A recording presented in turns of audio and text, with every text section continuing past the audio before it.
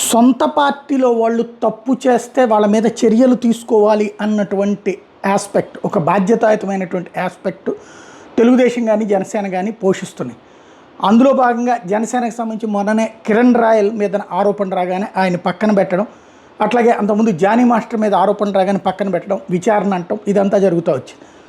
అంటే తర్వాత వాళ్ళు గురించి పాజిటివ్గా సొంత కార్యకర్తలు ఫీల్ అవుతున్నా, లేదా వాళ్ళు ఇరుక్కున్నారు లాంటిది ఫీల్ అవుతున్నా సరే పద్ధతిగా ఉండాలన్నటువంటి కాన్సెప్టే పవన్ కళ్యాణ్ అంటే తమ్ముడే పేకాటే లాంటి పర్ఫెక్ట్ విధానం ఉండాలన్నదే ఆయన విధానం.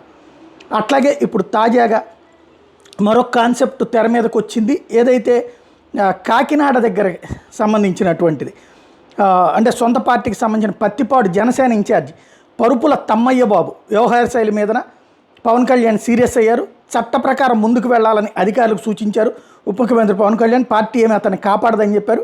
పత్తిపాడు సిహెచ్సి వైద్యురాలు డాక్టర్ శ్వేత పట్ల ఆయన ప్రవర్తించినటువంటి తీరు ప్రతి ఒక్కళ్ళకి ఆగ్రహం కలిగించింది, ఆవేదన కలిగించింది. జనసేన పేరును అడ్డం పెట్టుకుని జనసేన ఇన్ఛార్జి ఈ విధంగా వ్యవహరిస్తున్నారన్నటువంటి నేపథ్యంలో దాని మీద తక్షణమే నివేదిక ఇవ్వాలని కాకినాడ జిల్లా అధ్యక్షుడికి ఆదేశించడమే కాకుండా పార్టీగా అతన్ని కాపాడదు, చట్టపరంగా మీరేం చర్యలు తీసుకుంటారో తీసుకోమని చెప్పేసి అధికారులకు సూచించడం ద్వారా ఒక బాధ్యతాయుతమైన ప్రవర్తన అనుసరించారు.